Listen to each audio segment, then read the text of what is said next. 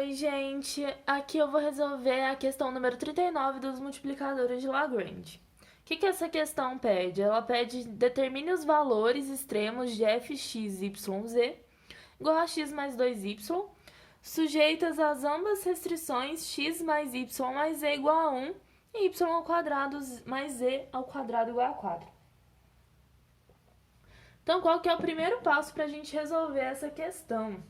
A gente tem que verificar se esses extremos eles existem. E para achar os extremos de f sujeito às restrições dadas, né, por essas duas equações, quando a gente coloca isso em um gráfico, quando a gente faz a representação dessas equações, a gente vai encontrar alguma coisa mais ou menos assim, né?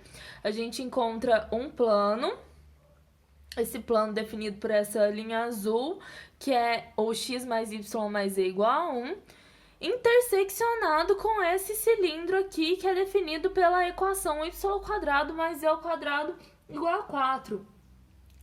E quando a gente observa essa representação, né, a gente vê que esse é um conjunto fechado e limitado. Então, segundo o teorema do valor extremo, a gente sabe que f é contínua e que admite extremos absolutos sujeitos a restrições. Então, se os extremos eles existem, então a gente deve encontrá-los pelo método dos multiplicadores de Lagrange. Então, as restrições elas podem ser escritas da seguinte forma. A gente vai escrever essas restrições como g de x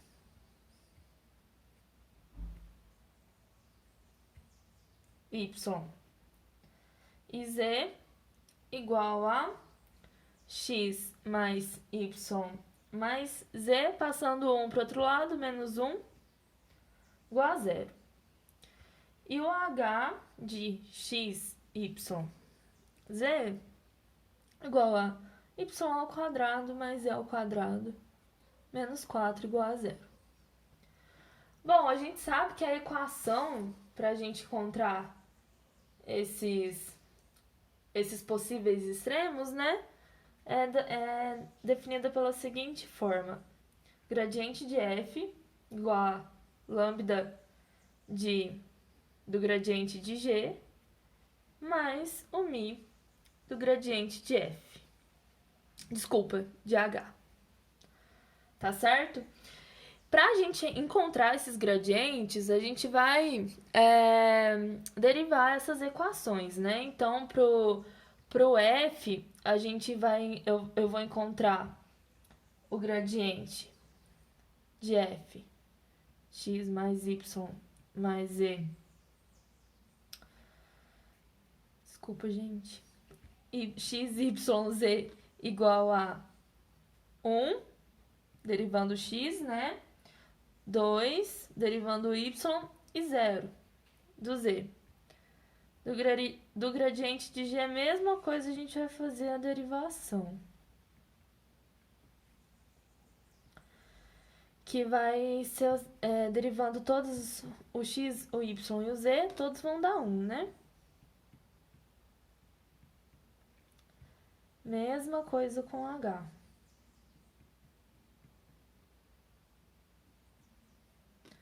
Que vai ser 0 no x, 2y e 2z.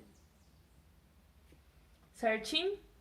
Quando a gente joga esses valores nessa equação, a gente encontra, né? A gente vai ter a seguinte equação.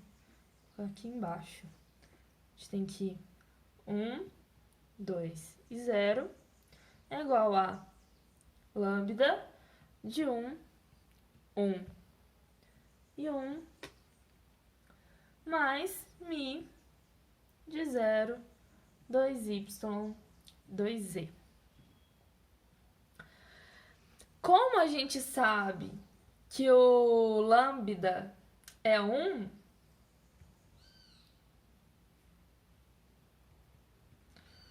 a gente pode encontrar duas equações, né, sabendo disso, que seria que o lambda mais 2y mi é igual a 2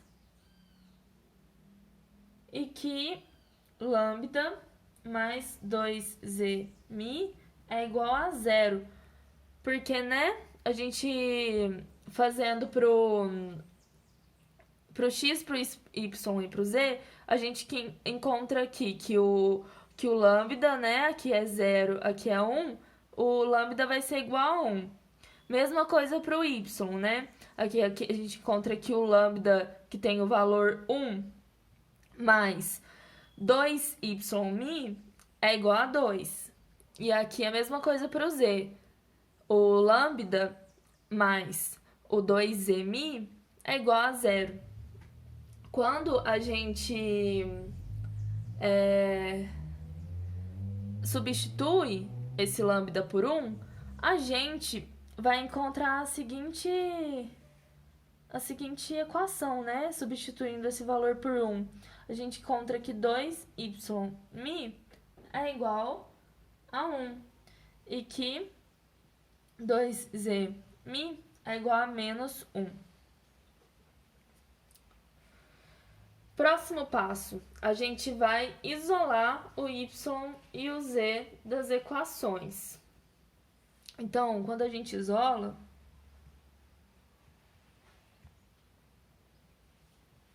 a gente encontra a seguinte coisa. Isolando dessa equação aqui, a gente vai encontrar y igual a 1 sobre 2mi e y igual a menos 1 sobre 2mi, né? Agora a gente vai substituir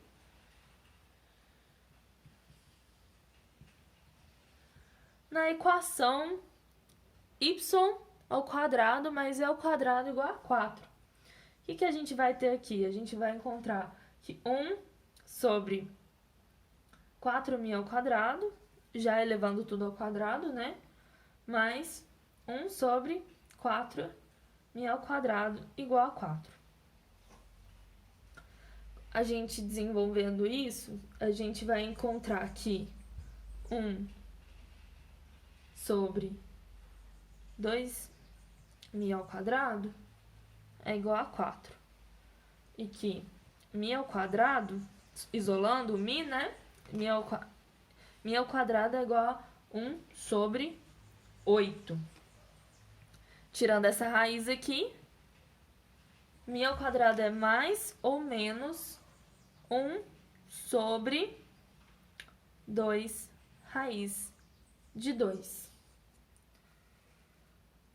Portanto,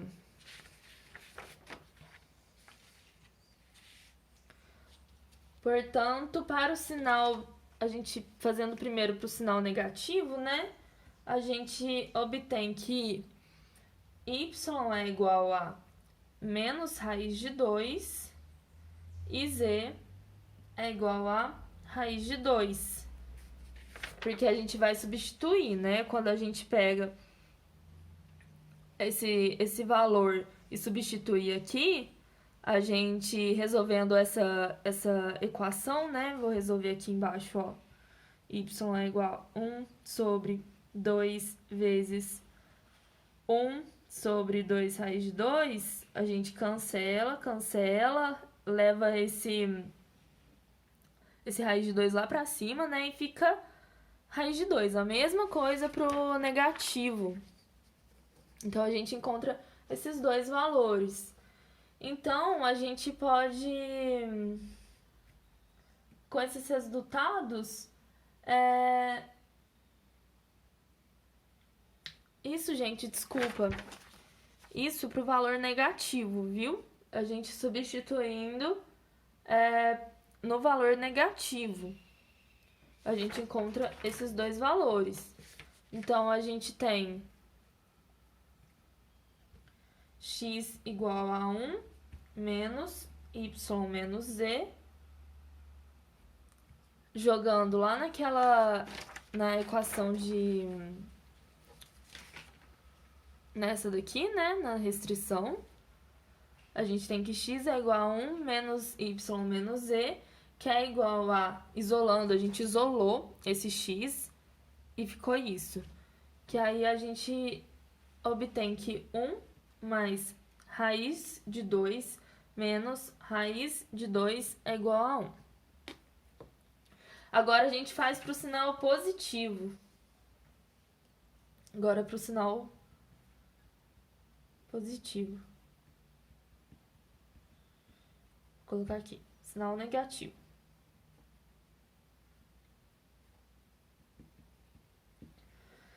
Para o sinal positivo, a gente encontra que y é igual a raiz de 2, que z é igual a menos raiz de 2 e que x é igual a 1.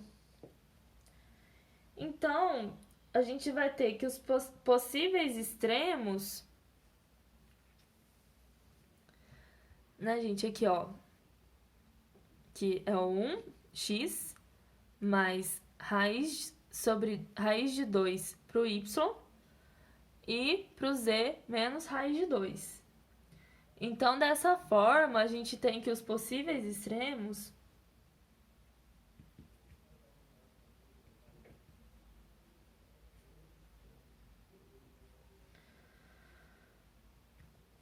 são 1 menos raiz de 2, raiz de 2 e 1 raiz de 2 e menos raiz de 2.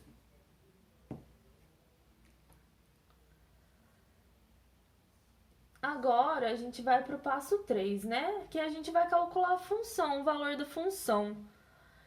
Então, a gente tem a função que é x, a função x, y, z igual a x mais 2y, a gente vai calcular para essa função, né? Que é f, a função é f1 menos raiz de 2 e raiz de 2 igual a 1 menos, aqui ó, 1, substituindo o valor de x, menos 2 raiz de 2. Fazendo para esse daqui primeiro, que é para esses pontos. Agora, para esses pontos aqui do sinal positivo, a gente vai ficar com f de 1 raiz de 2 menos raiz de 2, que é igual a 1 mais 2 raiz de 2. Então, a gente tem que esse é o mínimo dos extremos. E a gente tem que aqui é o máximo dos extremos.